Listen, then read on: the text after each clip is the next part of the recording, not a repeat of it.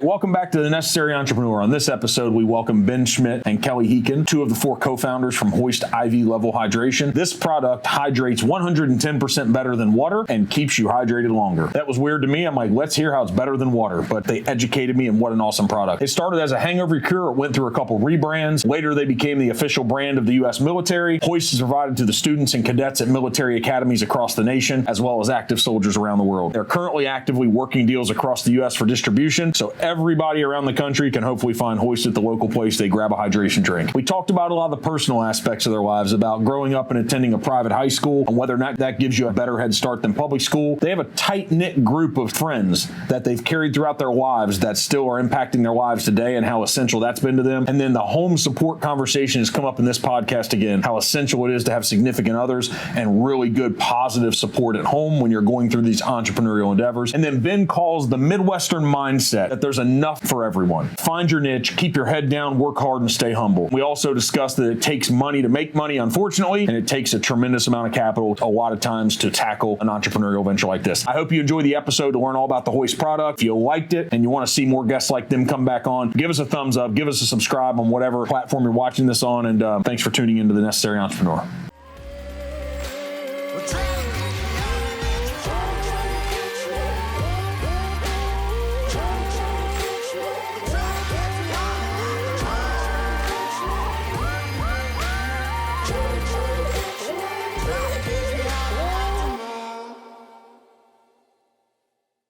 We can just sit here and act like we're sitting in a bar where we mixed HOIST with like a bourbon or something. Let's grab some of this. Yeah, because we're in Northern Kentucky. Right. How does this stuff mix? Would it mix with bourbon? Would that be a disaster?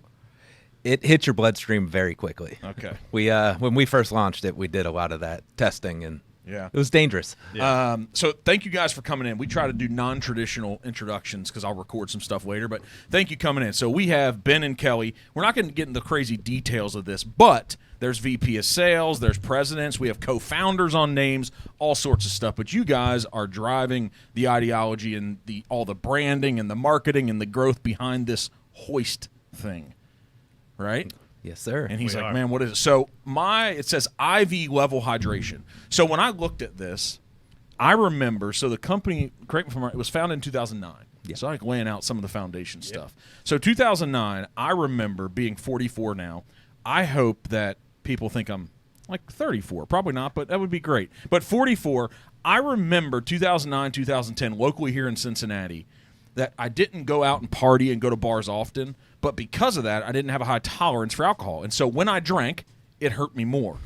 I remember hearing about this on the initial marketing, right, and the branding of it being a counter to a hangover, right, that it was going to, if you took it before you drank, that you would have a better outcome to the normal hangover stuff. Is that correct? It is correct. That's where it started. That is the whole idea behind it.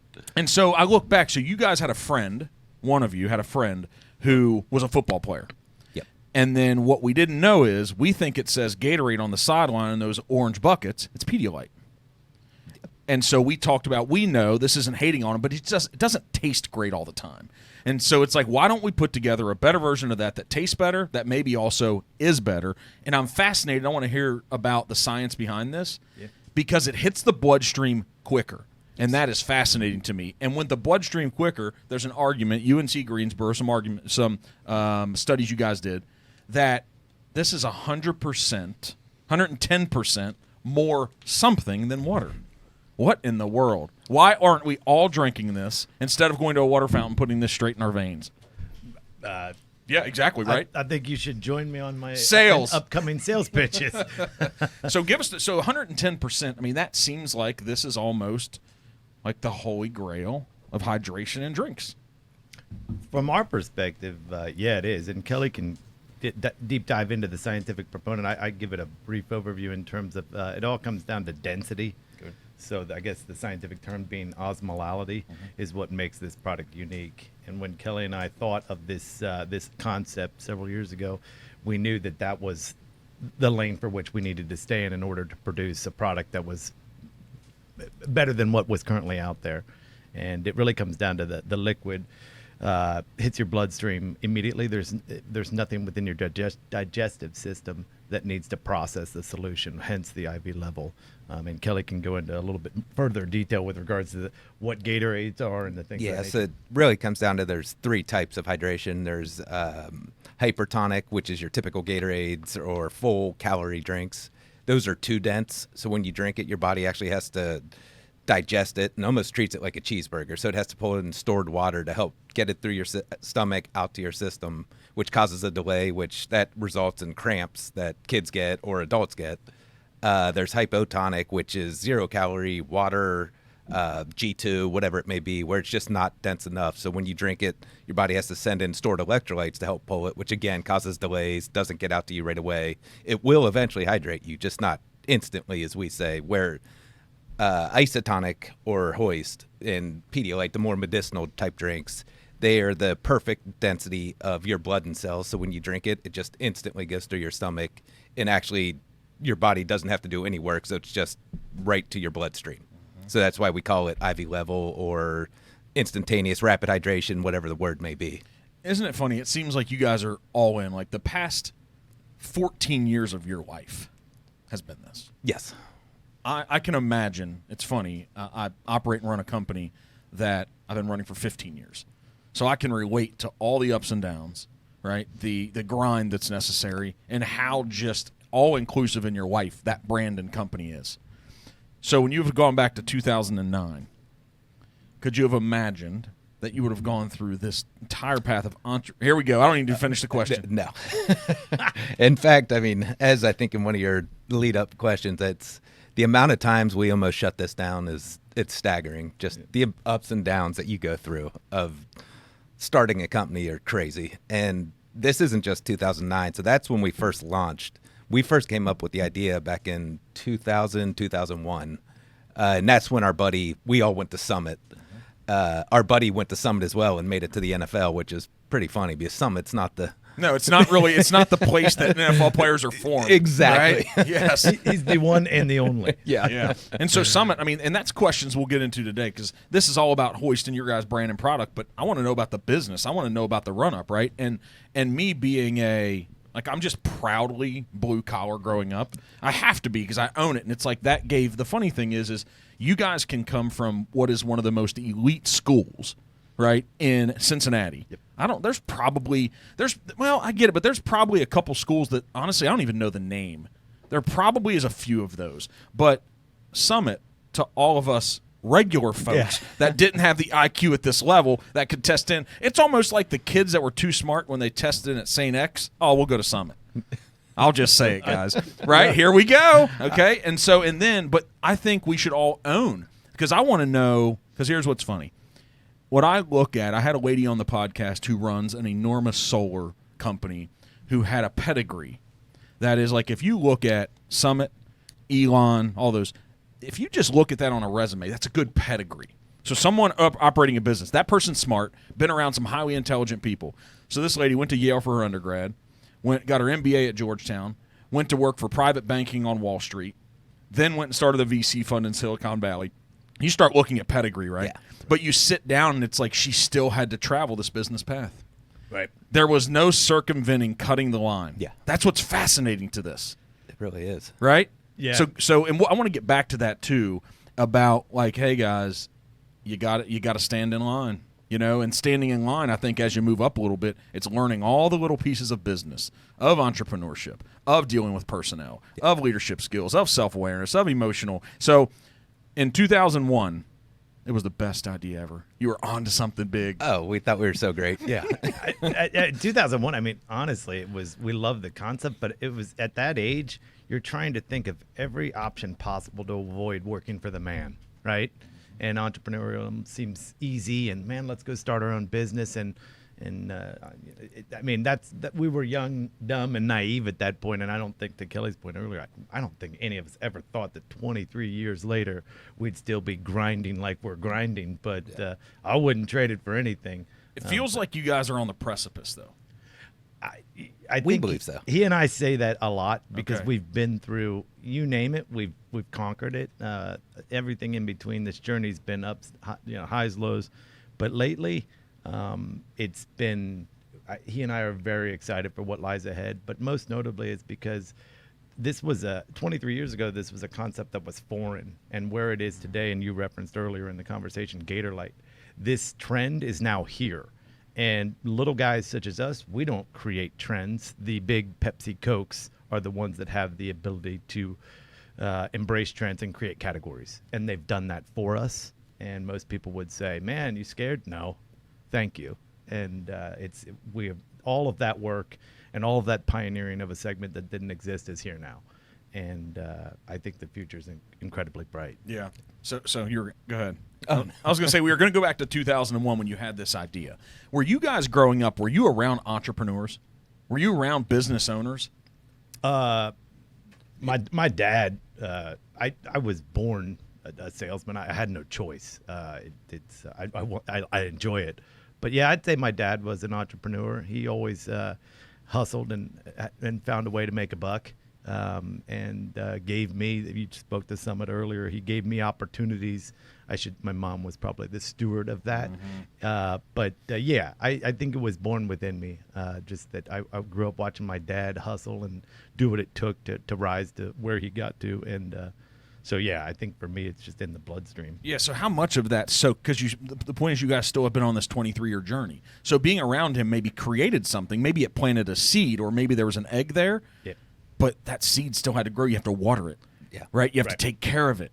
And so that's it's like, I make this reference a lot that it doesn't matter where we start out in life, but some of us start, example of a baseball team, some of us start on the team, some don't.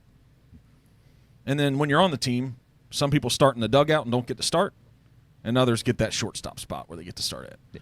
Some people, it feels like they're starting on second base. It's much easier for them to score. And some people are just trying to get in that bat. But the funny thing is, that second baseman still has to know how to play the game, to run the bases, to not get thrown out, right? And so it's funny, and I believe that sometimes it's actually easier to start in the dugout or not be on the team, because the time you get on second base, it's so easy. Yeah.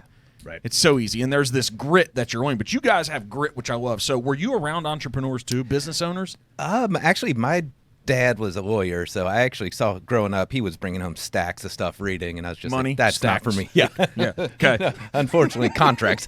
And I was like, oh, he just spent hours reading every night. And I was like, no, thank you. That is not for me. And both my brothers were entrepreneur mind, and some cousins, uncles, but it was more, I think it's really for me, I never thought I'd be an entrepreneur. It just came down to our idea. And so when we first thought of this back in 2000, 2001, it took us 7 years of talking about it before we actually put a little bit of effort towards it.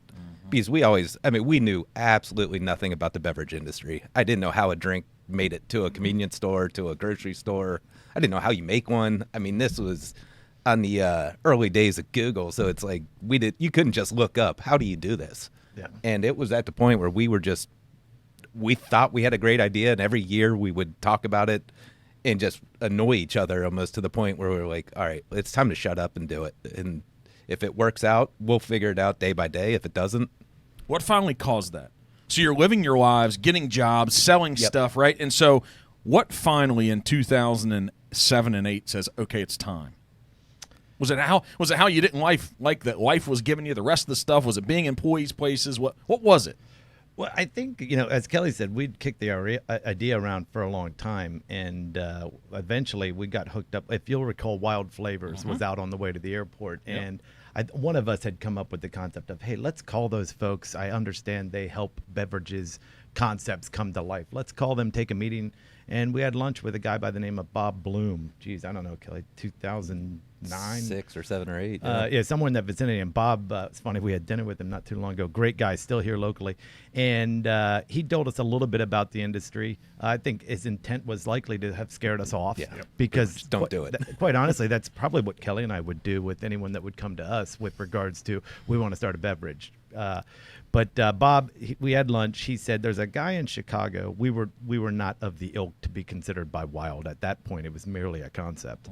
And he said, there's a guy out of Chicago by the name of Chris McVicker that you guys should connect with.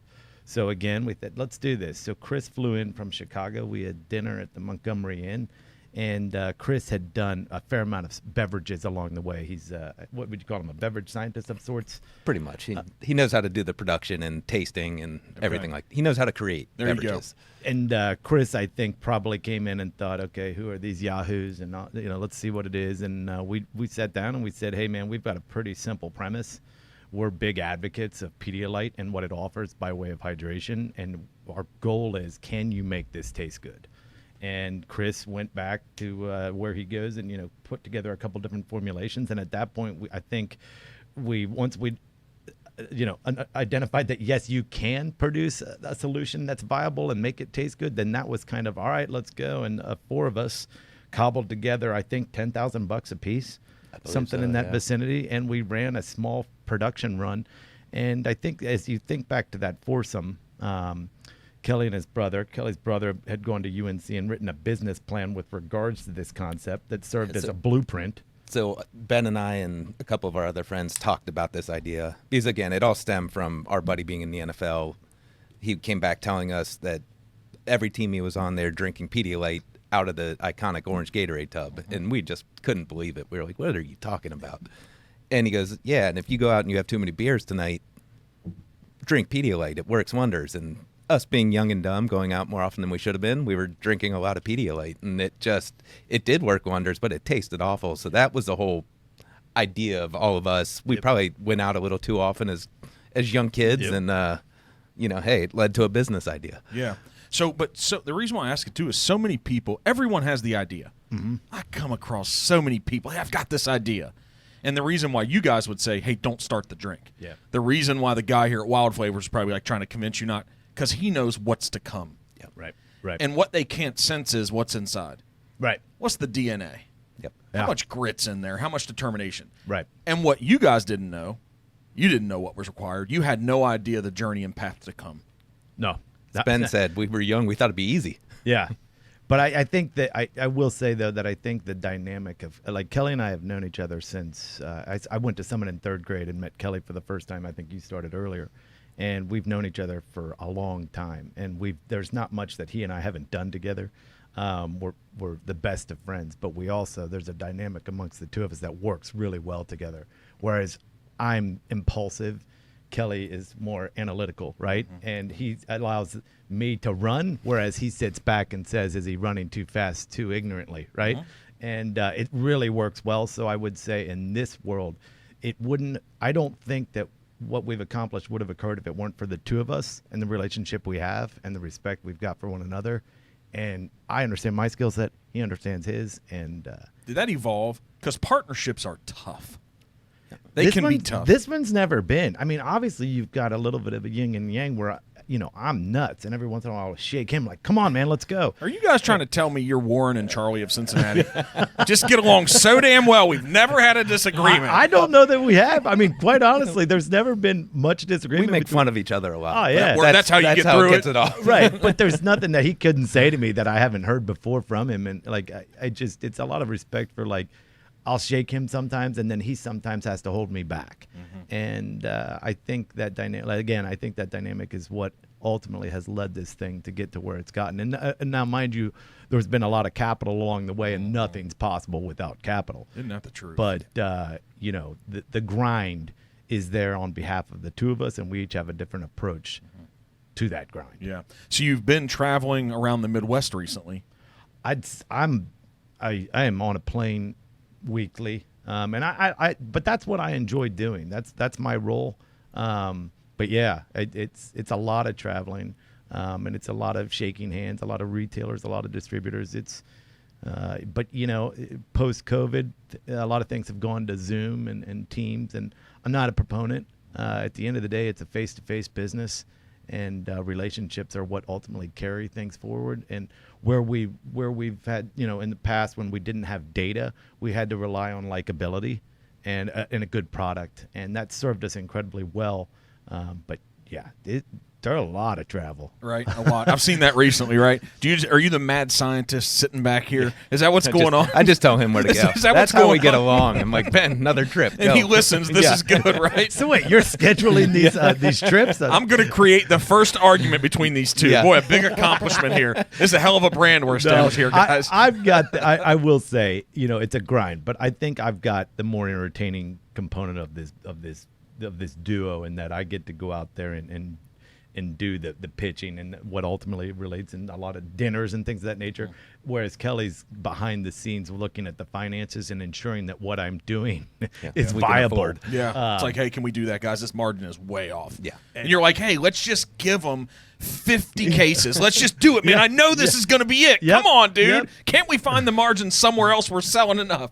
A lot of that. It's like I've been in the room, right? Yeah, I know. It's like, I may be the only salesman you've ever met that is terrible at math. It is my kryptonite, and Kelly's really good at it. And I think there's just several dynamics amongst the two of us that make this go. But What level of math is an issue? 2 + 2 or a different one? You referenced earlier that Summit was higher education, and I suppose it was. I said elite. Elite. Yep. I am not an elite student in any capacity. I hated school. I try to defend school to my kids on how awesome it is, but in reality, I think it's useless.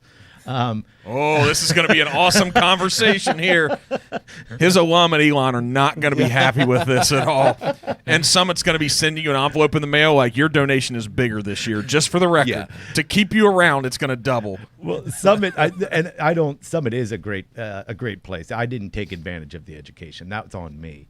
What I did take advantage of was the network of folks for whom I came across. Guys, see, and you correct me if I'm wrong, because you're like, education doesn't matter. He's like, no, let's not go here again. But that's what I see these as. It's like, guys, these are networks that you're building at a level that in 10 and 20 and 30 years, I'm just real. The networks and the lives that a lot of those kids that are going there, that they're already around, this is going to compound. And you're going to find yourself in a circle of people that are just at an elevated level of success in whatever they do. It's not because of them. It's because of their network as well. yeah, That's what I see the benefit to an elite college, an elite local school. Absolutely. Right? That's it. I completely agree. Yeah, because, there's some brilliant kids that come out of schools that are just public schools that you never hear about, but it's about the network in the future. Yeah. Correct me if I'm wrong. Oh, I'm not looking for just 100 agreement, but 100%. Yeah.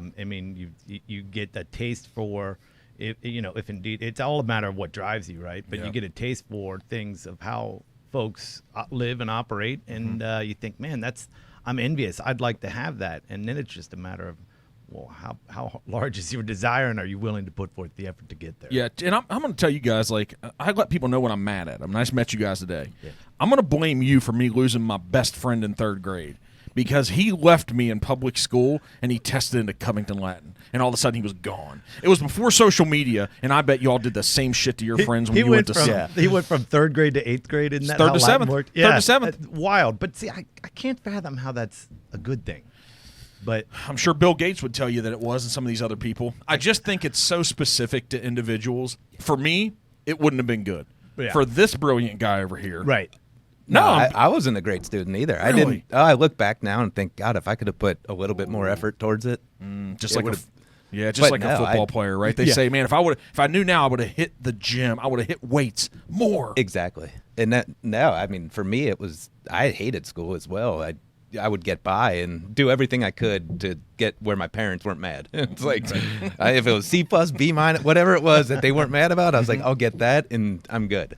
Has that network benefited you guys that I just alluded to? Like, still to this day, do you have connections that are serving your business endeavor well?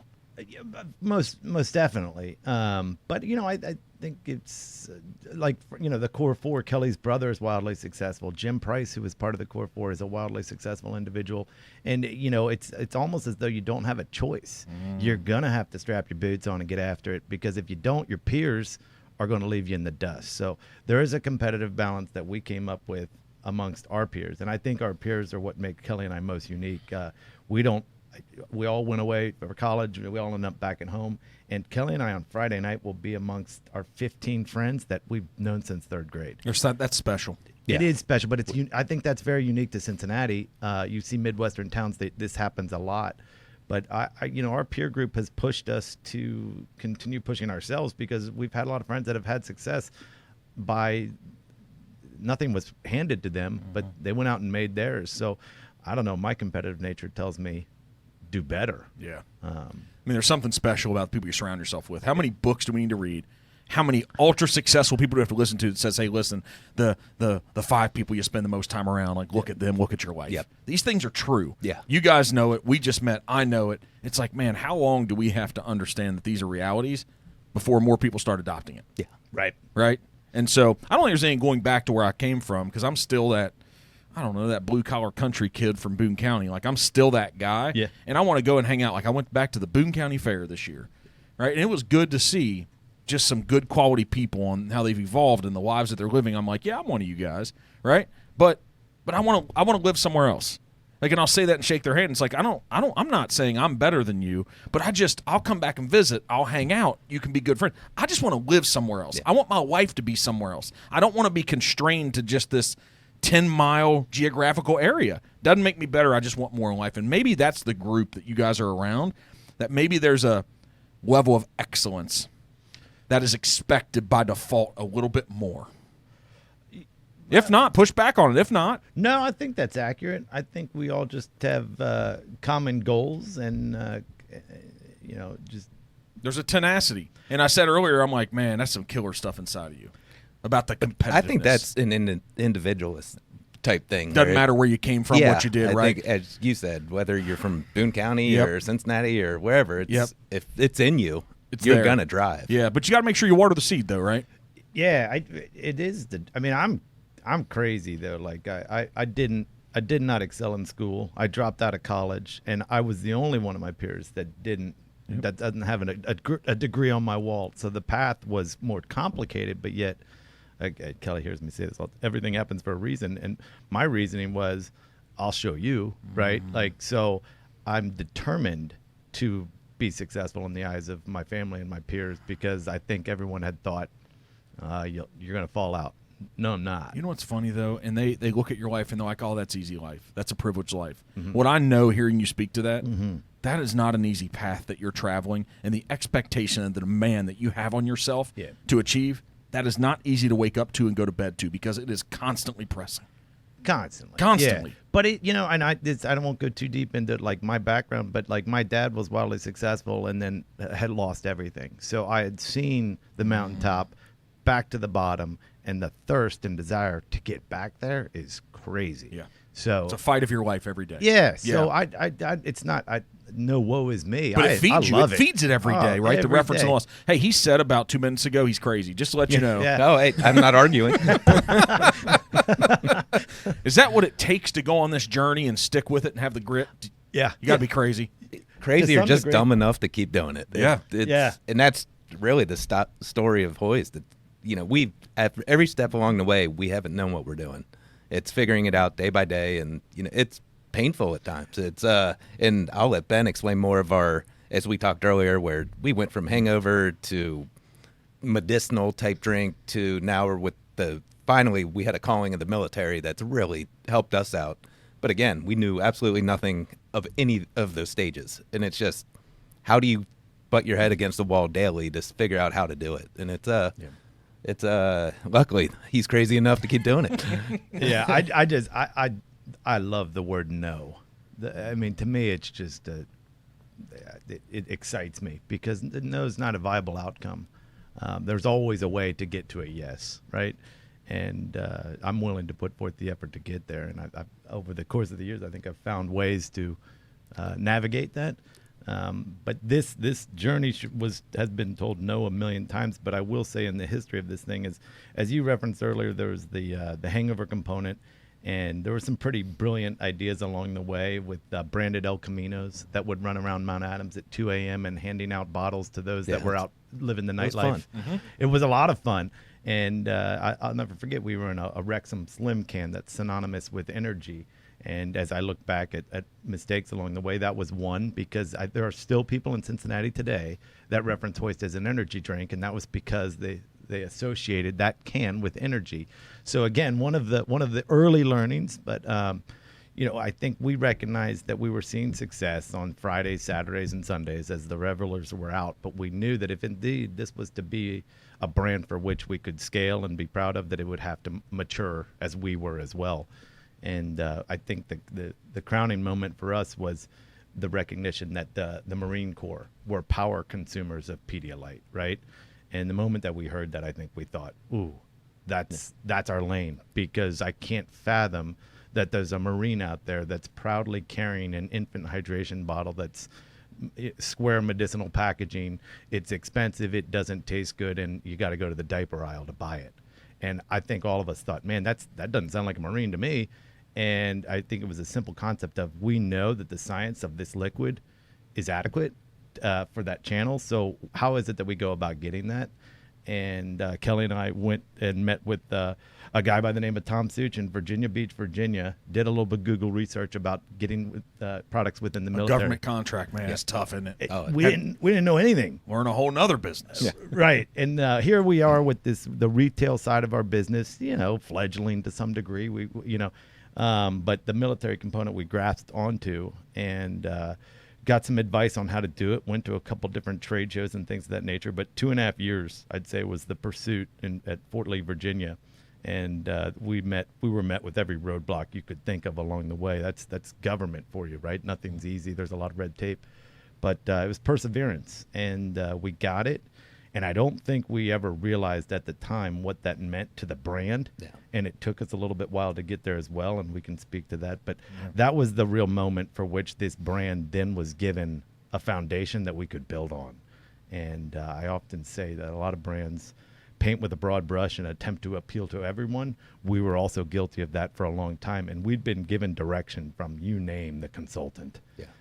And Kelly and I are big advocates of soundboards, but sometimes soundboards can be dangerous, right? And flat out wrong. Yes. Yeah. And they're just looking. We've been driven down the wrong direction a couple of times. Yeah. We were just so adamant to make this thing go that if someone had an idea, it was like, let's grasp at that. And this whole thing, I think it didn't happen overnight. It didn't happen by circumstance, but we were blind to what the path was until it hit us in the face. Do you think maybe that you're blessed and fortunate that that was the case? Because if you knew, you wouldn't do it. Yes and no. I'd say no on the capital front, because there was a lot of money spent, a lot of money wasted, and man, what we wouldn't do to have some of that capital today now that we're on to. But yes, those mistakes were necessary from the learning perspective and just the drive. You wouldn't have started.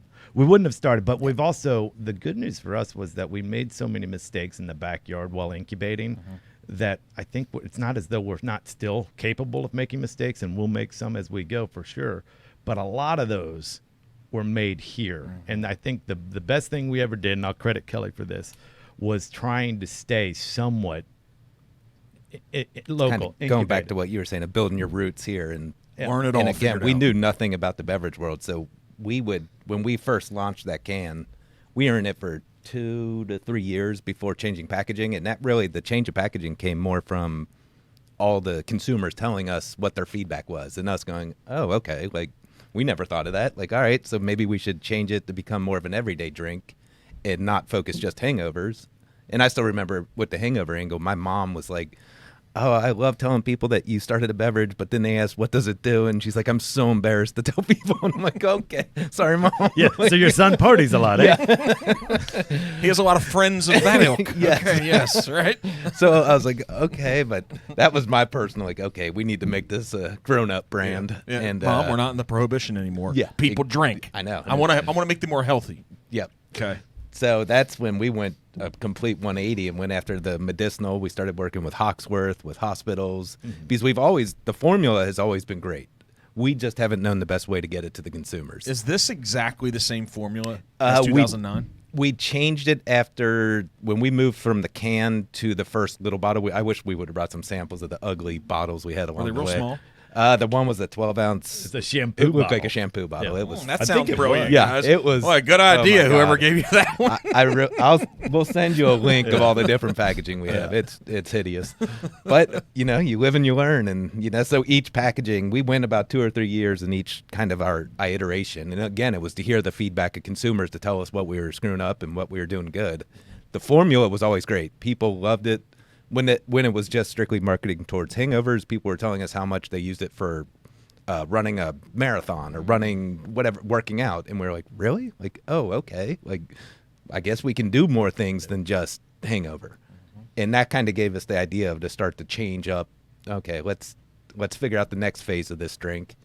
And it was just, as Ben said, we're very lucky. We stayed local. We made a few ventures out, realized it wasn't ready. So kind of like you were saying earlier, we ventured out, realized they told us nope, so came back.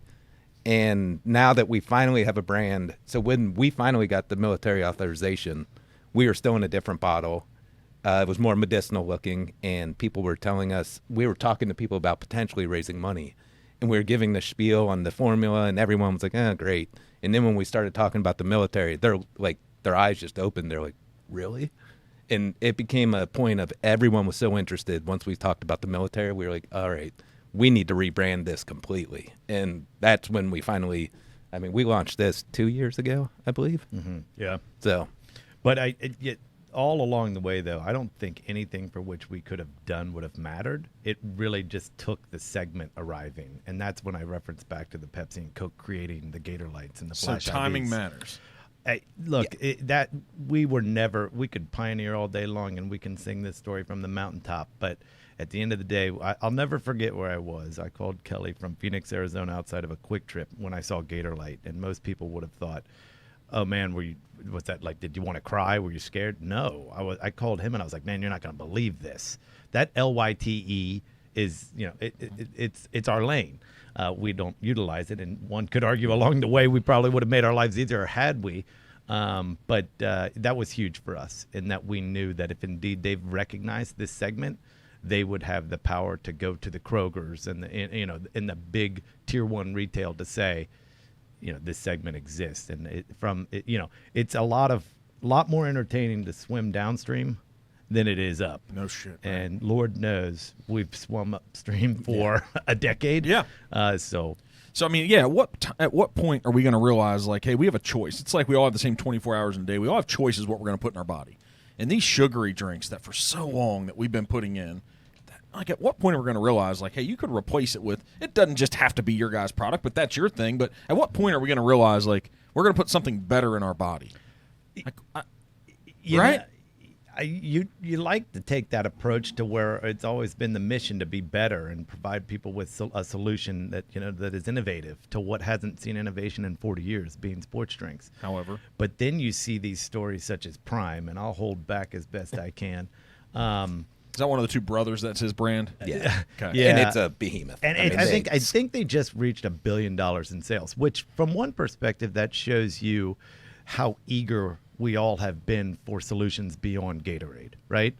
Mm-hmm. But on the other hand, it's disappointing in that I included, and consumers we can be jaded so easily with regards to slick marketing that it's an inferior substance to even Gatorade, but yet wildly popular. That brand. So I'll be the bad guy, but yesterday I pulled it up. So we had a local celebrity chef here regionally. He's on TV shows nationally. So he was in yesterday, and we were talking about a bunch of stuff. But then I walked in, a local insurance guy I know is selling his company. Yeah. Bought out by one of the big conglomerates. It's his moment in life, him and his 4 partners. It's awesome for them. And he's in, and I said, man, let's talk about brands. So I pulled it up. I said, I'm just going to Google Khloe Kardashian, or Kylie Jenner. Yeah. I'm going to Google Kylie Jenner paid per post.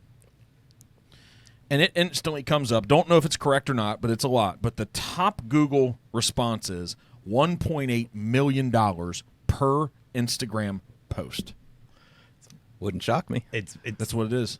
It's wild. And what's crazy is how impactful it likely could be for the right brand. There's so much inauthenticity out there. It's crazy. Mm-hmm. But I mean that Prime brand, I mean Logan Paul and his massive influencer power over today's youth drove that brand to where it is today. Yep. And it's wild. Yeah. Who would have ever thought? Right, correct. And if you don't have that or we're not willing to pay for it, you got to bootstrap it up, and you guys are closer than ever. So here's a challenge which I wonder. Is this good to drink when it's warm? Just be honest. Is it better cold? It's much better cold, but okay. I'd still drink it warm as well. So you guys already had some today. That's why you're drinking water. But what's our favorite flavor? Yeah, so I'm a big advocate of the blue raspberry, which has been our latest addition to the portfolio. Kelly? And quickly became our top. My favorite's orange. Always has been. Okay, so what should I do here, guys? Am I going to do a blue raspberry, or am I going to do an orange? I'd say orange. Mix Okay, them. let's helps. do this. All right, let's do this. Okay, there's what it comes down to. So here's what I'm going to do, because I have a question about this. How much? Not bad. That's good. And I say not bad because I'm like, it's really not bad. Yeah. Right? That's a good thing. And so I'm wondering, is taste an important thing to overcome? Because you can pay Kylie $1.8 million, but man, when they try it, doesn't it have to deliver? That's. I think it's funny. That's. I'll let you talk. Actually. Well, I just say, I mean, This is actually really good enough for me to finish here, guys. This is good. our CEO tells us all the time that beverages have to taste good, and I do believe that to be true. At the end of the day, that is the first box that it can to be checked. And but it's a fine line, because you can either fall within the refreshment realm and rely solely on taste, which is a great realm, but if in our realm, we're trying to provide something that actually accomplishes, right, and it hydrates. And you can't, again, the fine line is the taste component. This is good tasting, but it can't be too refreshing, or else it wouldn't be working. So but that is the place, right, to go. You get a lot of people that say it tastes too good to actually work. So they're expecting a Pedialyte where they're used to not tasting great, and it just, in their mind, they're like, well, it must work. Okay. So you're making an argument that it does taste good. You're making an argument regardless of how it tastes. Well, you should got to take remember, it. there's, hydration at its core, it comes down to sodium. And a lot of sodium is going to have a salty aftertaste. So it's got a little bit of salty taste to it. Yeah. Right. And that's, if we could mask that out and bring it back to where it tastes as good as a Coca-Cola per se, but we would have left the mission, if you will. Yeah. And that's one thing I think we've stuck true to is there's been a lot of people pulling us in different directions. Most notably lately is people want us to create a zero sugar formulation because it's on trend. If we did that, we'd be peddling snake oil. Sugar is very important for the hydration process of getting it out of your stomach into your body. So you know why that must make sense? So an ultra marathoner, Harvey Lewis, is local. He's been on. And guys, he drinks, this is funny to have this conversation. Like, we'll go everywhere. When he's on his 100-mile races, he drinks Coke. So he's a vegan. He talks about that, or vegetarian at least. He drinks Coke. What's up? I don't understand it. You probably understand the science behind why he does that. I don't do those big runs. I wouldn't be able to do it. What's that do, though? Why I would assume it's the carbohydrates that are helping give him some stamina and giving him the energy to keep going. Yeah. That's what my personal take would be. Because when there was a documentary that won a bunch of awards and stuff. It was called Like Harvey, Like Son. It was about him and his dad, and he did the Appalachian Trail from Georgia to Maine. And he was trying to break the record. And it was 2,080 miles, nonstop, every day, regardless of the environments. He missed the world record, but he did it in like 50-something days. So he was running 40 to 50 miles every day. And so if you watch the documentary, it was consistently Coke. And to my brain, he's extremely healthy. It's like his body must have needed that. So then the question is, what would this do? Like, the average person, if we drink that much Coke, we're screwed. Yeah. We just are. Right. Warren says not. However, he's got his McDonald's and Coke every day and Dairy Queen. I don't know. He owns all the stocks. I'm just going there. Yeah. But what would this do for a runner?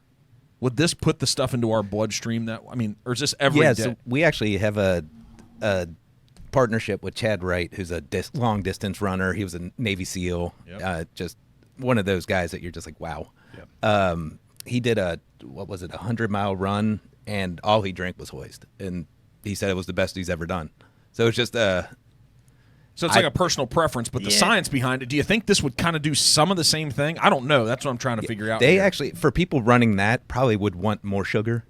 So actually our military formulation has a little bit more sugar in it, because that is the specifications that the military told us they needed.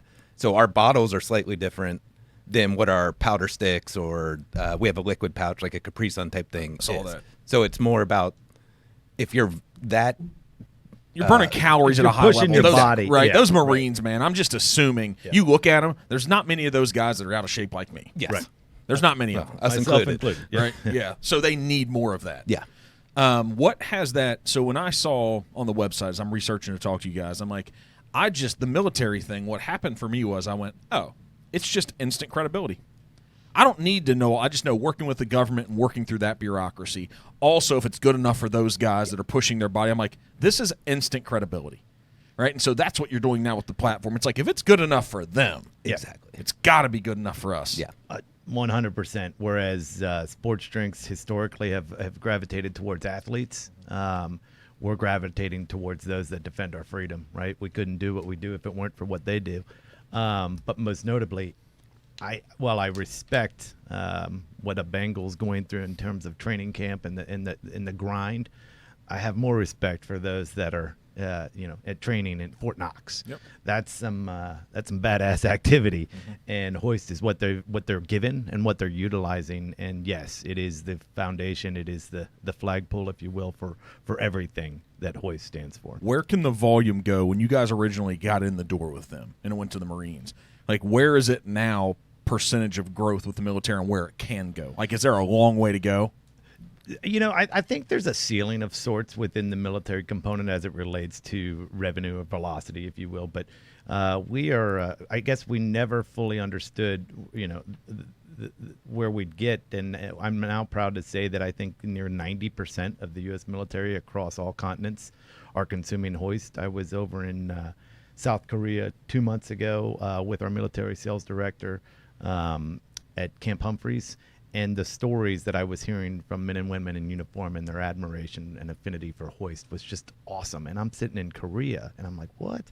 I go to Okinawa on the same trip, and the Marine Corps base in Okinawa, I'm watching them pack the watermelon HOIST bottles into packable lunches. And there's just moments along the way where you're just like, man, like when Kelly and I had this concept of, and the El Caminos were rolling around at 2 a.m., I didn't think I'd be sitting in Okinawa watching Marines consume. And I've been to West Point and just watched 4,500 cadets. Excuse me. Sorry.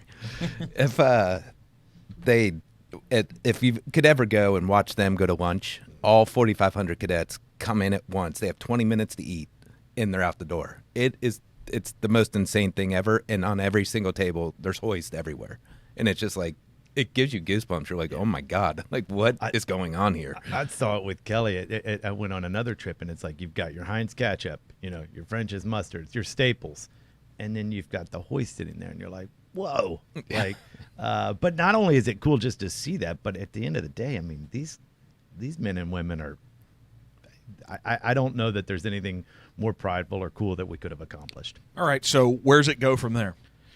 So, the military component of our business is massive in terms of what it allows us to do on the retail side, because the retail side's not inexpensive by any stretch of the imagination. And in some cases, you can lose money within certain retail segments. And you got to remember there's a distribution component to this, to where the product's touching a whole lot of hands along its journey to the shelf. But the home run for us will be the retail side of this. And I'm thrilled in that with Kelly's wisdom and our CEOs, we're now sold, Kelly, I think in 30 states, somewhere within that vicinity. Yeah. We're still very small though. Yeah, our our points of distribution are minute. I think we're somewhere north of 5,000 doors.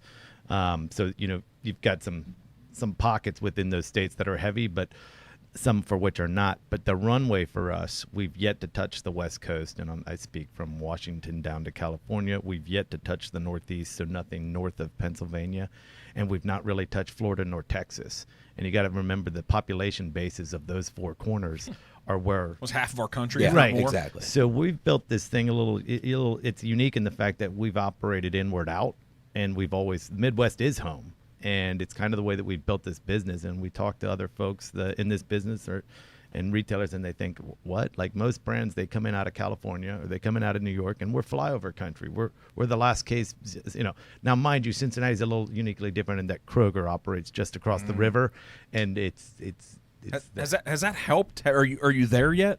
We are there, and it has helped us tremendously along the way. They've been fantastic partners for us, and we're looking to do big things in 2024 with them.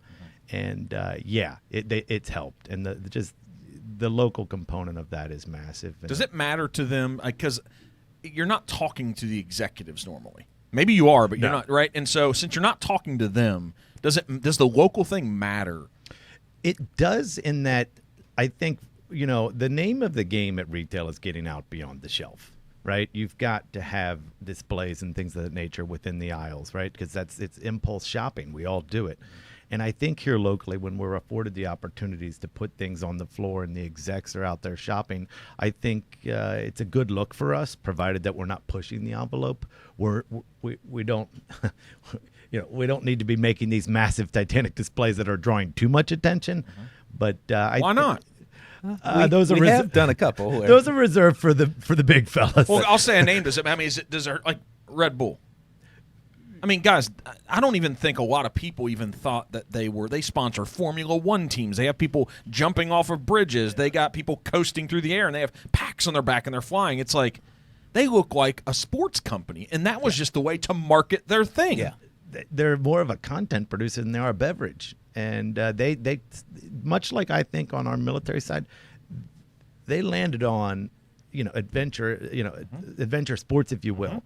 And Red Bull gives you wings, and their marketing is so cohesive in terms of everything for which they get behind falls back in line with what the brand stands for. And that's, to me, that's gold. But do you need to do more of that? I know it takes revenue, but do you need to make statements out there about your brand? We need to continue doing what we're doing, and we've got a marketing team, while minute.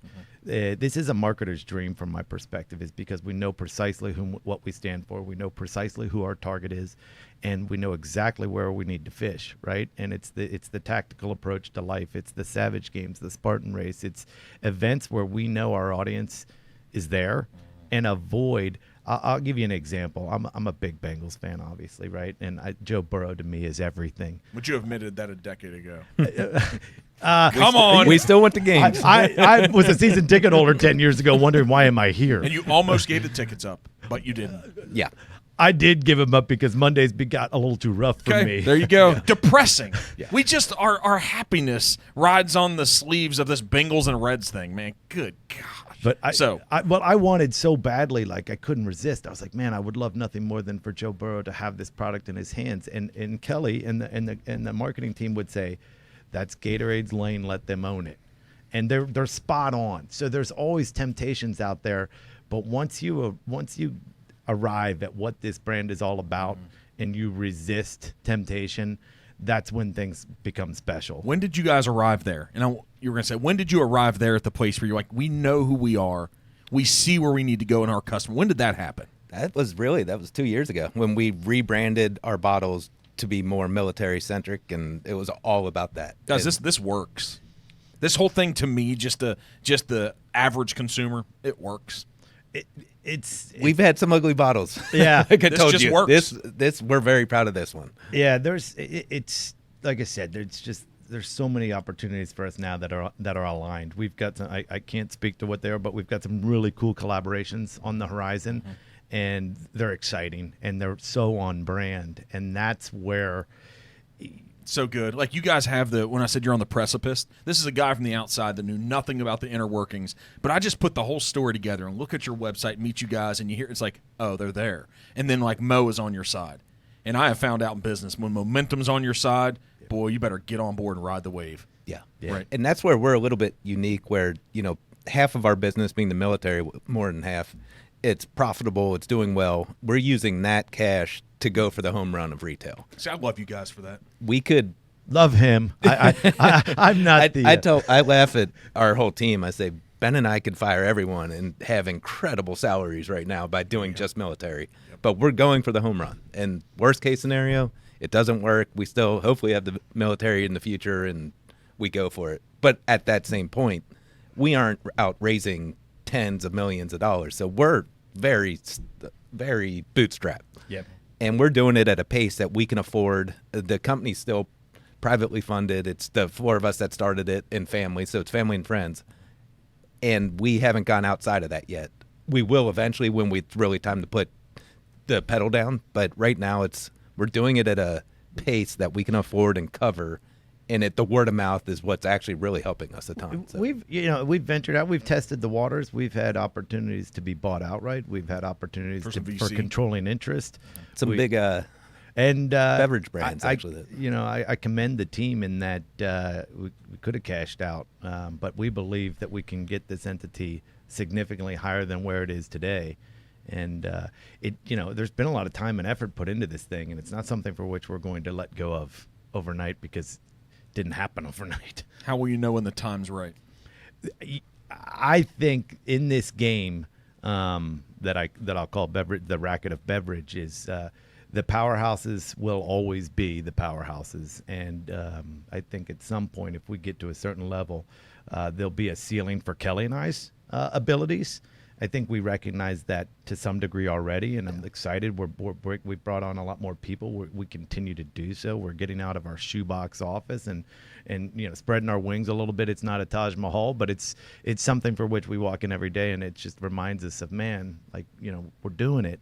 But I think as we continue to scale this thing, there'll be a ceiling one day to where it will likely be time for someone else. I think we know we're not passing this down generations. It's too tough of a business. Yep. It comes out to who has the crazy amount of money that can keep it going and growing. And we don't know the exact number, the right time or anything. It's not going to be for another 5 to 10 years. But I think at some point, if the momentum continues, we will look to be bought out by a larger, corporation. And whether we stay on or just sail off, who knows? So kudos to you guys, because we're in the same age bracket here, right? Mm-hmm.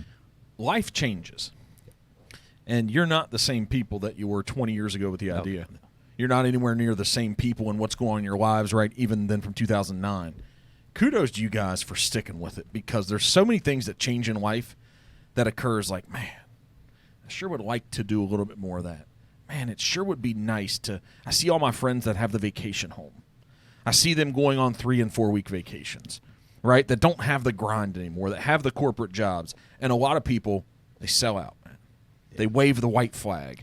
And I don't blame them if they feel like they have to in life, but kudos for you guys fighting that battle, because I know it creeps in at times.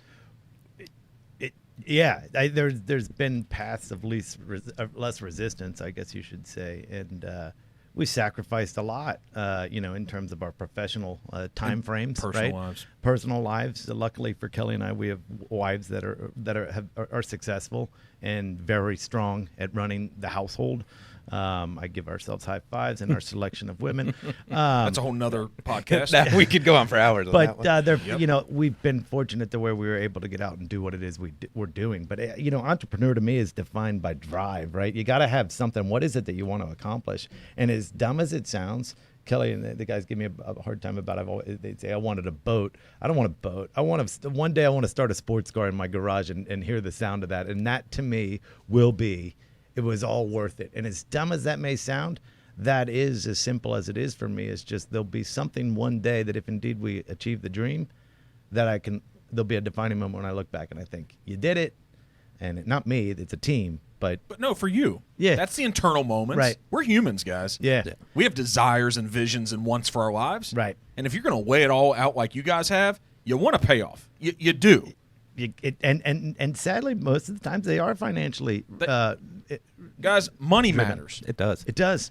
Now, what I do believe, what we've heard from so many is, you give an asshole money, they'll just be a bigger asshole. You give a good quality person a lot of money, they'll probably go out and do great things with it. Right? The money's not the bad thing. It's the person that could be the bad thing. Right. It takes money to do big things in this world. I'm sorry, it does. Even Mother Teresa had funding of millions and millions of dollars. Yeah, she received donations, but it took a lot of money. Right? And so if we're going to run for-profit entities, we got to make money. Yeah. Right? It's important. So he was saying something earlier that I love him. He holds back. He's the professor in the room. Yeah. It's so awesome, man. Like me and you sales guys. Yeah. It's like I'm the one that's in need of editing. Oh, my gosh. I need editing. Are you kidding me? These guys don't even have. Hey, do you guys want. Who said orange? Who said orange? See if we can. Look at that. Oh, wow. Which one we got?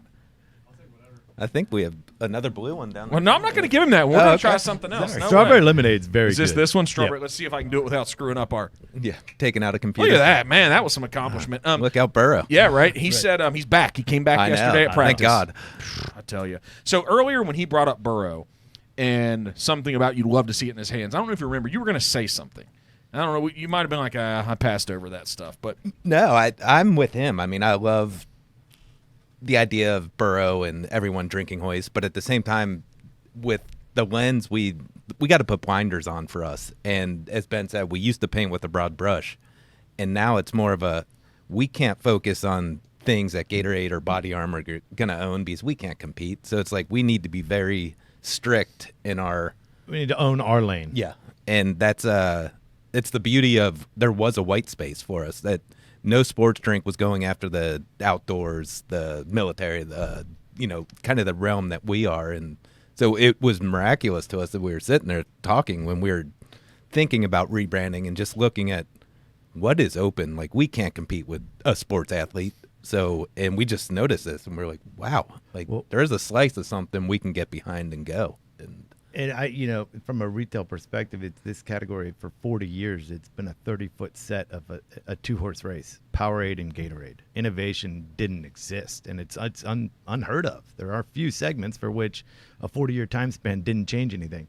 I often say I liken this segment to what energy looked like 10 years ago. It was Monster and it was Red Bull, right? And you look at it today, and it's Alani's having success appealing to the female demographic. C4 is having success appealing to those that appreciate supplements. And there's a myriad of brands within that realm that are having success, and they all have carved out their niche, and they're appealing to targets, a wide range of targets. And that's what's happening in our segment. And as long as we own our lane and the innovation can't be stopped, we're in a good spot. And I hope that there's other brands out there that for whom I support, and I hope they continue to have success, because it'll take more than one of us to continue cutting into this monopoly, if you will.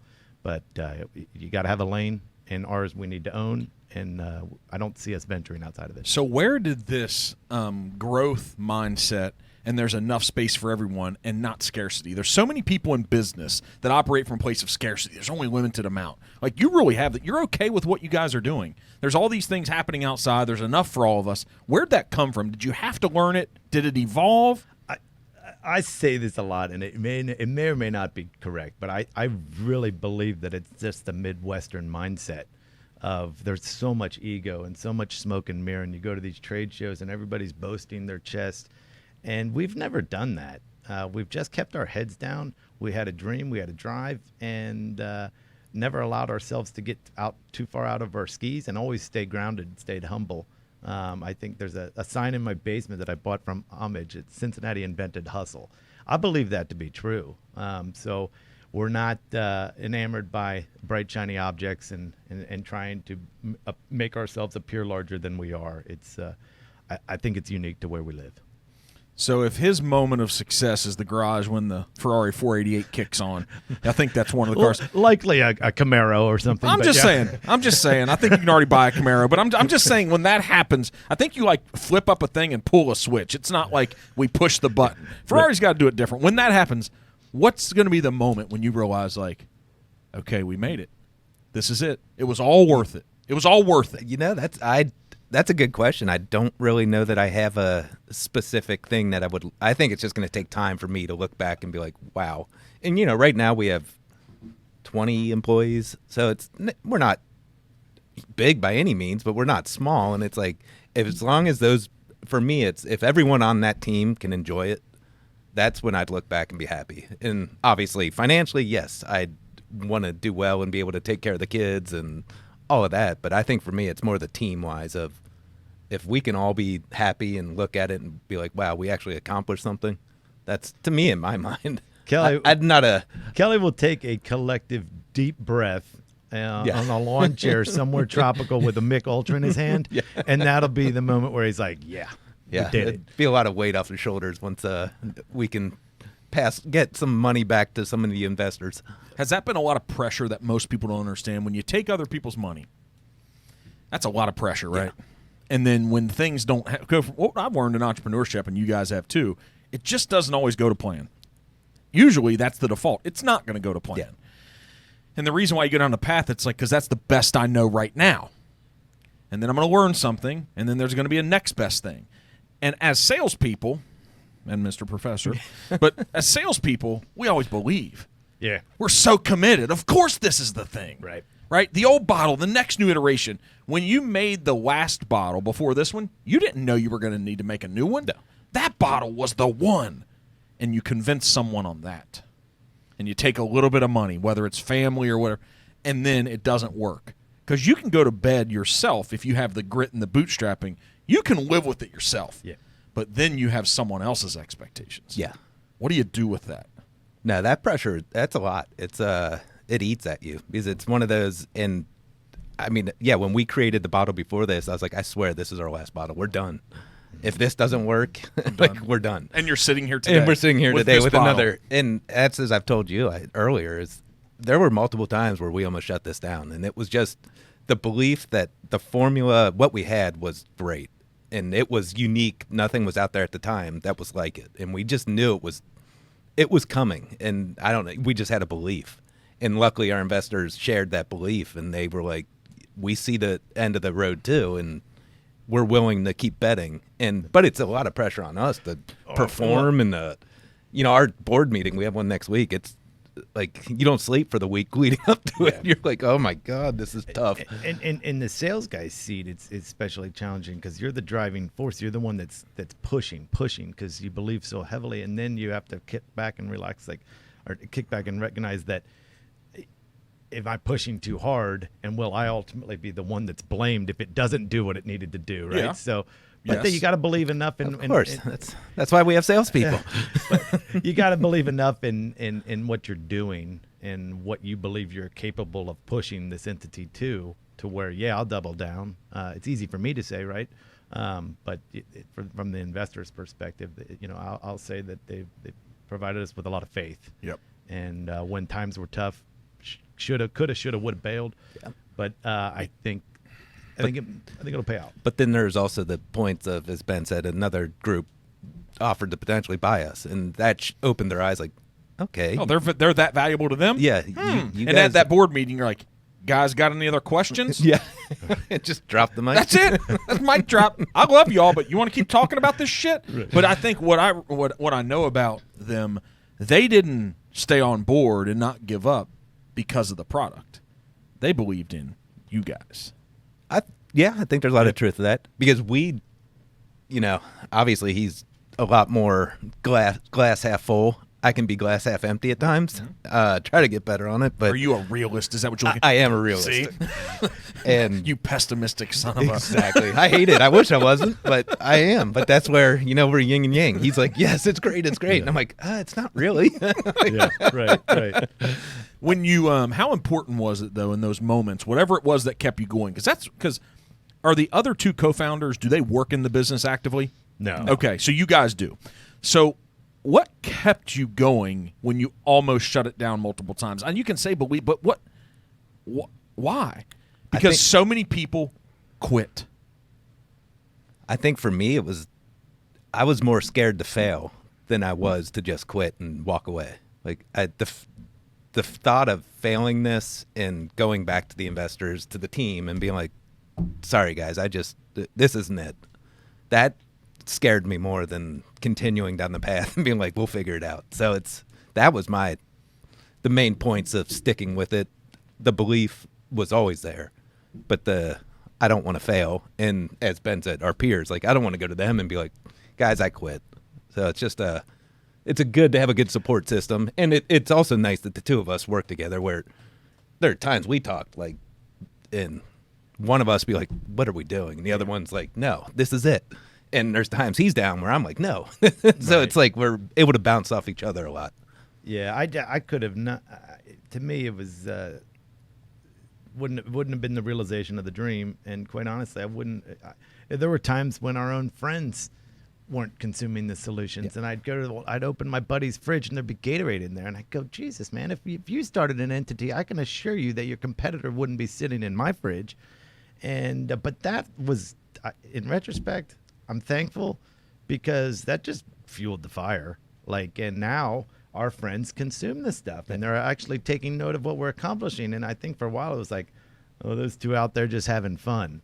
There's not been a lot of fun in this journey. That's not true. There has been. But it's true. Yeah. There's been less fun than fun. The day-to-day is not It's that not much fun. I think that a lot of folks would look back and they might think that we do a lot of nothing every day. I mean, that's not true. And it's just, I'm always looking for things to fuel the fire. And if the fire stays burning, we're good. Yeah. So both of you now, I can tell you're at a point where it's like it's happening. It looks that way. I you know, You're There's waiting no for the guarantee. setup. You're waiting for the setup. There's no guarantee, but let's say I'm more positive today than I've ever been. that's huge. It's for saying that a lot side. coming from me. Yeah. Glass half Yeah. empty, glass fully empty sometimes. Yeah, but I always say there's still the hit by a truck factor. I Yeah. get on Could my always way home happen. today. You know, that would. Be, but we're getting this business to a point where even that occurred, I think this business is still set up for success. And there was a time not all that long ago that if it weren't for the two of us and the team that we've got back at the office, that When he goes away, it doesn't work. yeah, Yep. exactly. It goes away. But now I think we're to a point where this is a scalable business, regardless of who's at the helm. So not to go off of an entire different subject, but in those moments when you're like, man, I'm done. You've had these different moments. Like, what are we doing? I know your significant others hear that. Oh yeah. You're sharing those things. You talked about how special they are. Yeah. How important was that on their support, on their emotional intelligence? Because I know you can't get here. If you're in a relationship and have a significant other, I know that person has to be a positive influence. Absolutely. If they're not, you don't get here. Yeah. So how important was that to keep going? I think it extremely, because if they were unhappy and saying quit, then it's so much easier to be like, all right, that's it. And I mean, I'll joke where my wife, I don't go tell her. Like, I'm a quiet person. I internalize things, and she just notices, like, feels there it. were weeks, months where I'd come home and I'm just in a different world. Like, I'm in my own head. I can't get out of it. And she's able to be like, what's going on here? And get me to start talking. But no, that's my downside, is I internalized too much. But if she wasn't there to like dig me out of it, it would have been tough. And if she finally dug me out of it and was like, time for you to go get a job, like, don't worry about your dream, like, that probably would have ended it. Yeah, I'm fortunate in that my wife is successful and has done well for herself, and it has afforded me the ability to go out and chase this, and you know, and sacrifice salaries and accolades and things of that nature. And I've got a really rock solid foundation back home, and she's all, you know, this business is hard to speak to spouses about because there's so many tangibles for which no one that's not in it wouldn't understand.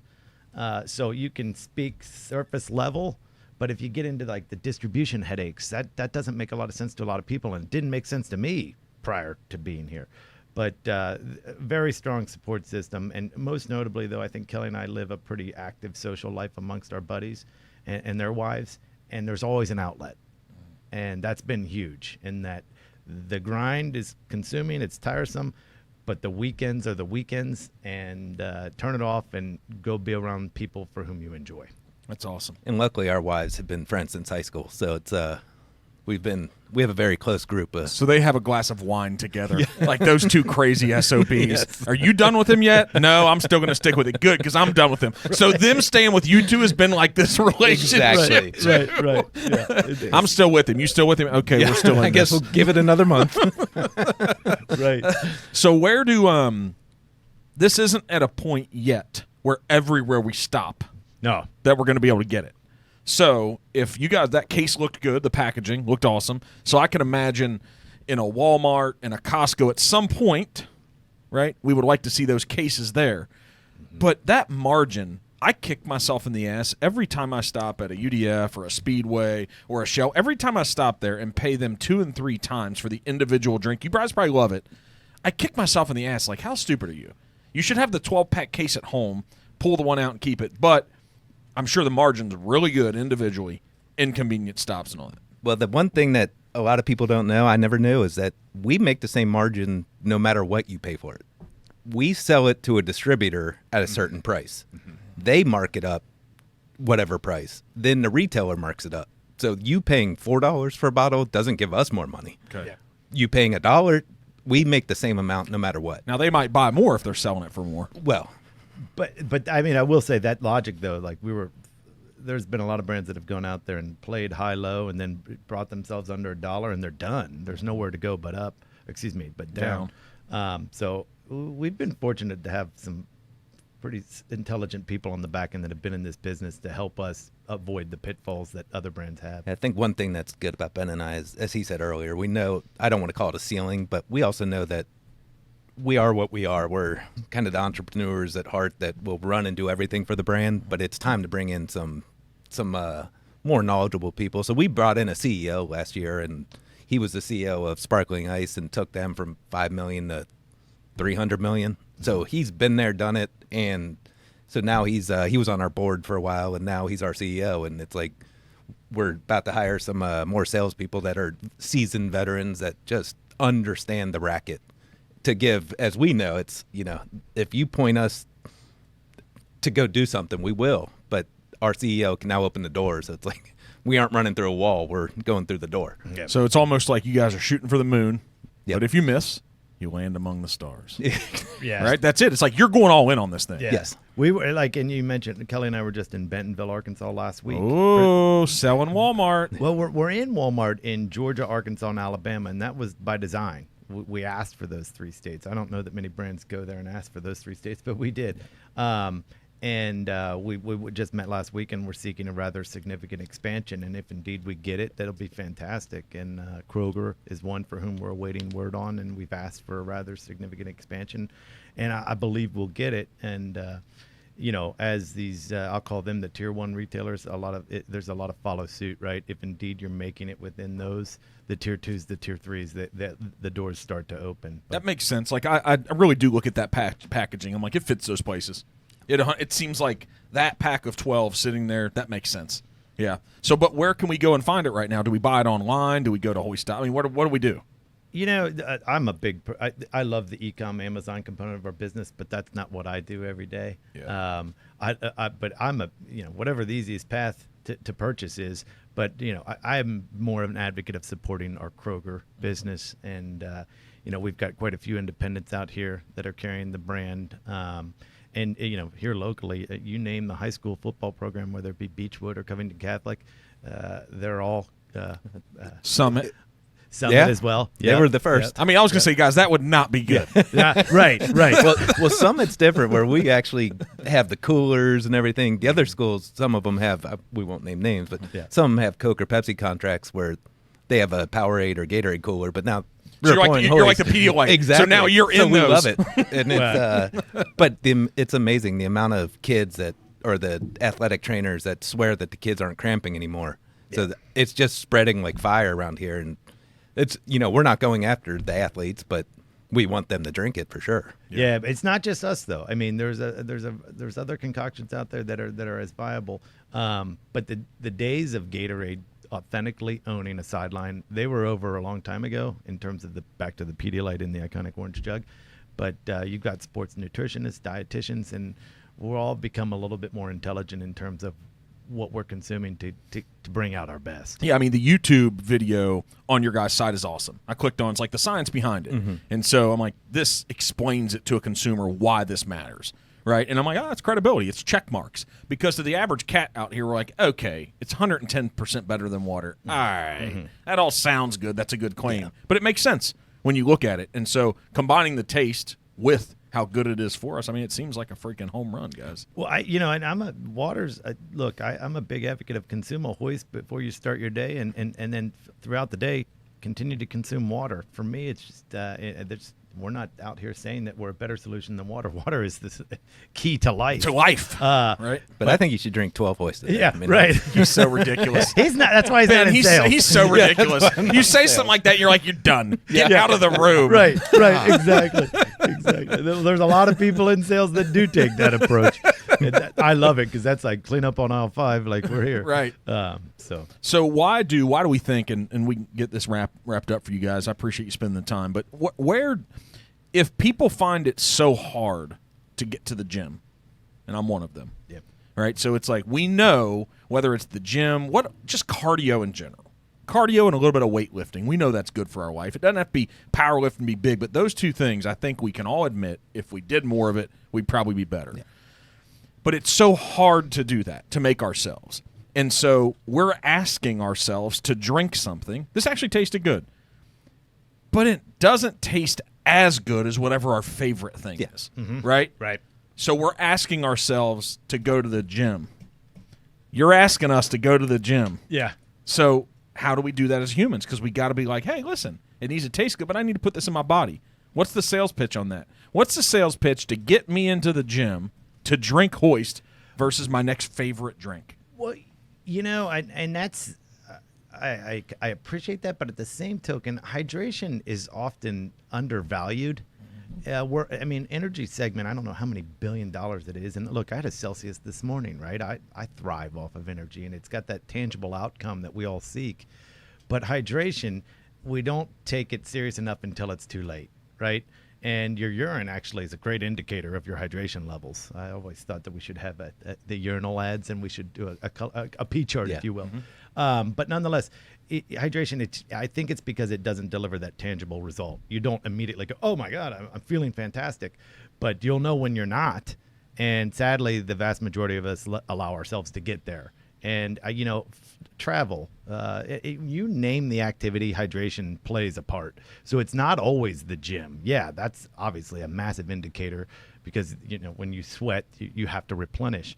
But I would argue that hydration is underserved on the daily. And there are a few things out there where hydration is not more important than anything else you can do for yourself. And for me, it's more, every morning I'll drink some coffee, the few cups, and that is a big dehydrator. Yeah. And I drink a Hoist every day after coffee. I don't hit the gym that much. I wish I did. I don't like I should, yeah. But it's for me, it's more about it kickstarts you right back to the right place you should be. And then I drink water all day too. Mm-hmm. So it's if I do work out on that rare occasion, I'll drink a Hoist. Or if I have a little too much fun on the weekend, drink a lot of Hoist. Yeah. So it still goes back to its roots. Yeah. But for me, it's more just the amount of caffeine you drink or whatever that dehydrates you. It just kickstarts you back to where you should be. And if you drink water only, it just doesn't get you there. So if you guys are ever called to put on an adjunct course at like UC, I don't know if that's happened yet. Lightning may hit the building if I'm asked to do that. Okay. All right. I've actually talked at NKU. Kelly, okay. All right. Well, Kelly, the next time you're asked, Ben, when you're never. You said that if people came to you and asked you about starting a beverage, you'd probably say, don't do it. Absolutely. I would. It is, if we knew 14 years ago, whenever we really started this, what we did today, I would never be in this business. It is, we're dealing with, our competitors are Coke and Pepsi. Yeah. They spend more in a day than we can in a year. It's like, there is not a lot of, as we said, the day-to-day is not easy. And it's just something that, it's a really tough racket. And we're fortunate that we got in at a point where, from the day we got into today, there's been thousands of beverages that have come and gone. Mm-hmm. And it's a matter of, but today there's a new beverage popping up every minute. So it's just getting harder and harder. And luckily we had our foot in the door first. So but yeah, I would recommend, and I've had multiple people come to me and ask, can you talk to me about the beverage world? And I'm like, don't do it. I'm like, but if you're really going to do it, I'll sit down and tell you all the pitfalls that I've been through, that we've been through, that what to look out for, and I'll help in any way I can. I'm not looking for anything. Like, I just want to help someone else, especially a local person, if they want to make a drink. As long as it's not hydration, I'm all for it. Do you think that applies to just business? Be ready for a decade of commitment. Unless you're just that There are freak. Success stories, though, out there where it happened overnight. It's lightning in a bottle. It's so rare. I think just in what I've learned in this is, at the end of the day, and this is what I would tell anybody that had a startup, is it takes money to make money. I don't know. I hate the thought of it, but it's accurate. It's very hard to get into this realm without capital, and it's going to require a lot of it, and a dream's not going to be enough. If anyone ever asked me to get into it, my first question would be, where's the capital coming from? Because you better be ready to spend a lot of it, because that's what it's going to take. And I know that sounds disheartening, but it's reality. I'm glad. I really like you guys, but I'm glad that someone didn't give you that advice. Oh, they did. Did they? Oh, the Wild Flavors guy. Chris McVicker at our first meeting goes, unless you have, and he said at the time, like $15 million, don't do it. And I was like, we have nowhere near that, but why? I was like, that makes no sense. So again, we were dumb enough to just do it. And luckily, a lot has gone wrong and a lot's gone well. And it's, so don't always listen to the advice you get. It's sometimes if you have that drive to do it, do it. And trend is huge, right? You've got to be swimming amongst the current. It makes life so much easier if you can hit on a trend. If indeed that trend never hits, you're doomed. And for us, the trend took a while, but I think if you continue doing what you think is right, and all along the way, we stayed true to what we wanted to achieve, and that was to deliver a high-performance hydration offering at mainstream. And it just so happens that I think consumers were tired of the antiquated solutions, and us and others are now relishing the rewards of that. Now you're well on your way. I think Still I don't a lot know. of work. Always, I think I'll go back to how we go on time, Dave. What are we looking at? All right, cool. So Emmitt Smith. He's not like one of my favorite guys. I don't like the Cowboys or any of that, but he was one of the best running backs in the NFL. Yeah. There's a conversation from him and then they turned it into an ad. And it said, how long do you celebrate after you win a Super Bowl? And they show him lifting weights. He's on a bench. Have you seen this? Yep. And he said, that long. And then you keep benching. Yeah. He's like, that long. And you're like, how long? No, that's it. That long. A moment. And it's time to get back to work. Us entrepreneurs, we're nuts. Yeah. Yeah, And you do have to be a little crazy.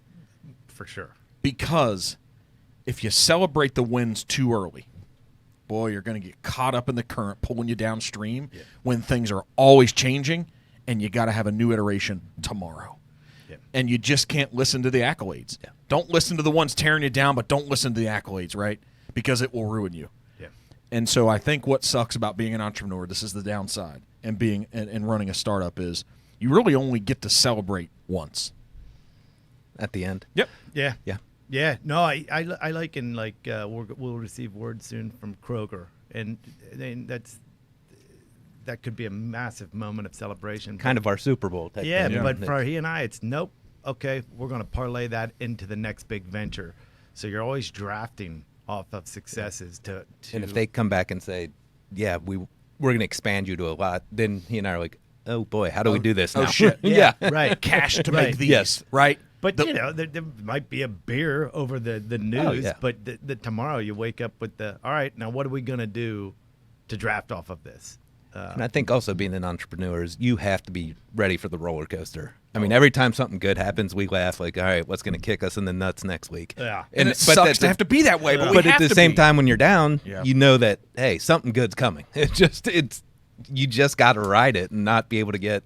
Luckily, he's more emotional than I am. Luckily, I'm pretty just like okay, even keel. But no, it's one of those where if it's good, something bad's gonna happen. If something bad happens, tomorrow will be something good. So just live with it and go. Yeah, there is a seasonality to our business, right? And I think we've learned the winters can be. You watch the POs and everything out of the warehouse is not flying as it did in high season. So I think that seasonality has enabled us to be more prepared for the ups, the downs, and everything in between. I do. I think there's big things to come. I love when I get to talk to people, and I'm like, oh, you guys have put in the grit and the grind. You've developed the skills. You've kept going, and there's big stuff coming. I am convinced with you two. No, I see it, guys, and I'm not, but I'm around enough people now doing this. I'm like, oh, they've got it. They've got the DNA that even when things go bad, there's big things coming, and so there's going to be some moment. Somebody's going to give you guys a couple $100 million. That's what's going to happen. I appreciate that because it means a lot because I think he and I are always second guessing what it is we're doing. And lately we've had conversations that I'll say to him, like yesterday, I said, man, there were 5 people on that Zoom call from the president on down. Like things are changing. This is going to happen for you guys. Yeah. There's going to be a moment, and you'll have to decide: is it the 120 million? Is it the 200 million? Is it the? It's going to happen. Well, we appreciate your Yeah. optimism. Well, there's no doubt this has the right stuff. Thank you. Yep. We think it does, and I think we're certainly due for Yeah. to relish. Yeah, you guys have put in the time. Yeah, you've done all this stuff. It's like, hey, at some point, that's what I love about our capitalistic society. At some point, this thing's going to work and it's going to happen, and it's very deserving. And what society doesn't always know is, that's what's great about these stories, right? Is that society doesn't always know. It's like, guys, it didn't happen overnight, okay? I know it 10x'd overnight. Yeah. Like, that is what happens. That does happen overnight. You get that huge account with the military. But it's like, guys, it was the same thing for a decade. Yep. Right? And that all the things that happened daily in that decade, that's why we were able to 10x overnight. There's, Guy Raz, Yeah. How I Built This. I love those because there's been so many stories that I think are similar to Kelly and I's in CPG specifically, of Allbirds, the shoes. That guy went to UC. I didn't know that. And the stories, they're very. I can relate. They're similar guys. Yeah, and it'll be that much more delightful, I think, when it occurs, given what we've been through. And I think that's, as you said, there's a lot of beverages even that have been around for 12, 15 years, and then all of a sudden everyone's like, where was it? Like, that was an overnight sensation. It's like, yeah. It happens with business. An overnight sensation that took 15 years to get there. Yeah, And it's just exciting. Hopefully we're there. I think Not you guys there. are. We're nowhere near there you yet. said 5 to 10 years. I'm sure you guys are going to realize some stuff in the next 3 to 5. It feels like that. It's like this big thing, and then you're going to get there, and you're going to have some big decisions to make that are stressful but fun. Yeah. How about you? What's your next 5 to 10? This thing is, if you're in business, and I've been doing this 15 years, I want to be the best. Yeah. And that starts regionally and locally. So we're trying to, with the real estate company I run, I bootstrapped it up like you guys. Yeah. Right? I own it 100%. Don't have any debt on the company. Nice. That's awesome. Building other things, other portfolios of commercial properties and different things. Have some partnerships. But, I want to dominate the Cincinnati region when it comes to residential real estate. And that's come through changing lives. But I'm doing it a different way. So there's probably some things about the beverage industry. You guys are very positive. But there's some things that you really don't like, I bet. For sure. Right? And then that's where it comes from, like, we're going to do it better. What I don't like about the residential real estate business when it comes to realtors, they just take each other's agents. That's how they grow. So there's a couple ways that you can build the biggest building in town. Tear down the biggest or build the biggest yourself. And the move, like with every brand, they just go around and try to recruit everybody's agents. And they're preying on what's unfortunate or some human characteristics that we just look so short term. Yeah. Somebody give you a $30,000 bonus, a $50,000 bonus. And so what I realized early on from where I came from, I think a lot of things are possible. We're more capable of things that we even realize. Like it's more limitless than we believe on what's capable and what's possible in our lives. And so I've gotten a lot of passion out of taking people who were making $40,000 and $50,000 and $60,000 and $70,000 working for the man as we first started out here, and 40 hours a week. And if they're really honest with themselves, they see the rest of their lives. It's not great. Nope. It's not the ideal vision that they thought about, like, man, it would be really cool. And we've taken a decent, and I don't want to get crazy, but we've taken a really good number of those people who aren't already in our industry, and we've helped them make good 6 figures. And it changes their life. Yeah. And what I know quietly, and I don't have to share it, I know that if I hadn't started this thing and I didn't go all in with this passion to really make a difference in the business with consumers with them, I know they still had to do the work. They'd still be working that job in that same house, Miserable. right? And living paycheck to paycheck. Yeah. And so as a company, in our 100 and something realtors that we have, I think only 3 of them were licensed with any other company. No one else has done this, and it's hard swimming upstream. Yeah, right. It's hard. And so we go out and recruit people to get into the business, and sometimes we have to train them we have to train them to be good salespeople, and then we have to train them on the business, the contracts that your dad was bringing home as an attorney. And so we have to train them in multiple levels, and that's been really tough because there's a 2, 3, and 4 year runway to have somebody really become successful. And so we're kind of at a moment where we're not at this complete moment where you guys are where, man, a 5X and a 10X is possible. We're at a moment where some really good compounding numbers happen. And so I want to dominate, and if we can dominate Cincinnati and have 800 to 1,000 agents and become the dominant company, then we just replicate that. We drop it in other cities. Yeah, right. That's awesome. Right. Drop it in Tampa, drop it in Dallas. And then that also allows me to have freedom of, that's when you get to fly on the private jets. Yeah. Right? So, because I'm not the only person that when I go through commercial travel, guys, it's miserable. That process, you deal with it all the time. Oh, yeah, it's a pain. That inefficiency in commercial travel, you're just at their mercy. Yeah. And me being a problem solver and a business owner, I just see all these problems. I'm like, I want to fix it. The only way to fix it is build a company so big, grow it to multiple cities where you have such revenue that I can eliminate and bypass the whole damn thing. Yeah. Right? Right. And so whether it's starting the Ferrari or me driving down to Lunkin and parking my car and Right. just saying, I'm going to hit 3 cities today. Yeah. I'm not going to 1, right? I'm going to hit 3 cities, sell to 3 amount of different times people. he says that. Yeah. I mean, so in my mind, see, a lot of people, I'm like, yeah, is it luxurious and extravagant? Yeah. But you know what it does? It gives me time back. That's what it would do. So there's multiple reasons about me scaling and growing this thing. Right. That is a story of running businesses, right? Yeah. But you got to make, in addition to the plane, you got to make $1.5 million a year just to run the damn thing. Yeah. Right? I just need a Cessna at this point. Okay. All right. You going to be the pilot? Like, I got to go to Mississippi in I'm 2 not on that weeks. plane. And it's like, I got to go to like Jackson, Mississippi to Oxford, Mississippi to Memphis in the course of 72 hours. And Those airports are not close in those other no, 2. and but it's a lot of windshield time, which is for me is a lot of phone time. Yeah. And if I'm away from the office, so I enjoy the road. But man, I am envious of what you could do if you had the ability to fly. See, that's an entrepreneur, what it could be. And then you're like, let me go do it. Right? And so I just know all of that coming from scaling regionally, dominating here, and then saying, we're really good. We've beat everybody out there. We know it's going to work. Yeah. Right? And that comes with developing other leaders, people that can operate those markets. I'm not a franchise guy. I don't want to franchise the business. Yeah. It's not about control. I just know that I've got this idea on what this should be. And the passion. That's it. And that thing is what's going to drive this forward. So I need to convince other people of the same thing. So that's it. Just want to win. I want to be the best. Yeah. Not dissimilar from what you guys want to do. Yeah. Just different areas. That's all it is, right? Exactly. Yeah, so if anybody wants to refer us a real estate deal, we're more than happy to take it. I love Need it. a new office leasing commercial? We do that too. I love it. Thank you guys. Anything we didn't talk about? We No. went deep on some stuff. Yeah. No, appreciate it. I'm not sure what else. We've talked about a lot. I'm glad I got to crack open one of these, and I think it's good. Like I try to not to make the podcast just a marketing platform. It's the stories are important. Yeah. The purpose behind Yeah. it, and I think we can combine those. But I do love when the product's good. Yeah. Yeah, no, we appreciate the opportunity. We don't get the opportunity to tell our story all that often, and we enjoy it because it brings us, it reminds us where we came from and where we're going. So Yeah, no, you do a good job. I watched several of your shows. It's fun to be here. Yeah. You know, this is no different. I tell people, you never know what it's going to become. But I see that there's an opportunity to share stories because there's so many people that see those same people. They don't always get to you to say, should I start a beverage business? Should I open a real estate company? But they can hear the stories and they quietly can learn, like, do I have it inside of me? Should I? And then also maybe it's some inspiration on those people at home that don't have the great wife. Maybe they're on their own. Yeah. And they listen to a couple guys like you and they're like, wow, okay. So if I do keep going, it could happen. Yeah. right, It is possible. regardless of the vertical, it's the same playbook, right? And it's all thirst Yep. and desire, and what is it that you ultimately want to achieve? That's it. And it doesn't matter what it is. Yeah.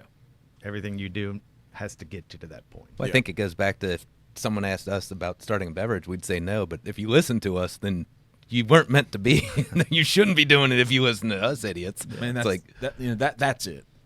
I mean that's it. If that stops you, Yeah. Oh, guys, yeah, that's good. I'm glad it stopped you. yeah. Yes, Right. I'm glad it stopped you before you put a lot of money into Yeah. it. Because if that's going to stop you, then you're stopping when it gets tough. But Kelly and I joke around a lot about middle fingers, right? But that you got to keep those, right? You got to remember those that told you no, or that you couldn't, or that you shouldn't, and you got to use those as motivators. And Kelly and I, we got a few fingers. As out you there. said, we'll keep them in our pocket. Yeah. But hey, but it's the drive of, yeah, okay. Tell me I can't. Right. Just tell me one more time I can't. Yeah. Yeah. Because if you've got the fire and the killer instinct inside, just tell me, because that feeds us. Yeah. Yeah. Right? Right. Because I've been listening to the accolades too long. That could happen. Like, everybody thinks I'm great right now. That actually could be bad. Yeah. Right. Just let one other person rise up on me and tell me I suck and I'm not good and I'm going to fail. Just one more. makes Yeah. you go a little bit. Yeah, just Right. one more. And Yeah. let it be the right person who I look up to. And it's like, you're such an asshole. Yeah. But okay. Okay. You've given me some more drive here, some more fire. Yeah. Right. Time to go. Yeah. Yeah. That's exciting. Thank you, guys. Thank you. Go sell like 1 million cases of this. We're trying. How many will you sell? If you get this Kroger account, how many would you sell? Like over a 12-month period, if you get what you want, how many cases would you sell? What is a case metric for? I think this year, bottles alone, I think we've did 1 million cases So far this year. so far this year. Next year, if we get the expansion we want, I think we'd be looking at 4 to 5 million. So, and with our military growing also, it's just it's been a hockey stick, and we're not at the hockey stick yet. We're still on the runway. Look at this, holding us back. Don't. But I think it's been Realist. It's been like you look from 1 to 3 to 5 along. It's I think our next elevations will be of higher significance. But couldn't have gotten to those without checking all the boxes along the way. See, it could go, it's a 4 or 5x in 1 year. See, this is what happens. So I hope you guys get it. I think you're deserving of it, no doubt. So, and sometime in the future, this is what goes about I'm going to sell something at some point from the podcast. If I'm helping y'all sell this shit, right? At some point, somebody's going to do their 500,000 industrial lease with me or something, right? Of your new logistics. That's what's going to happen. I'm going to get with you guys. I don't care that friend you have from Summit that's in commercial real estate. I don't give a shit. He didn't create a podcast and have you on. Screw him, whoever you are. You know his name. I know exactly. Is he on a plane yet? I know he's getting on one. Yeah, I'll shut up on that one. Oh, he's probably like the biggest attorney in town or something too, right? He's like, that son of a bitch. But thank you guys. This is how life should be. It should be fun along the way of the grind. No, we appreciate it. And so these shirts, is there? Do you have swag online too? Like, what's up with that? We do, and I'll get the let's get these guys. They're the ones that make us look good afterwards. Yeah.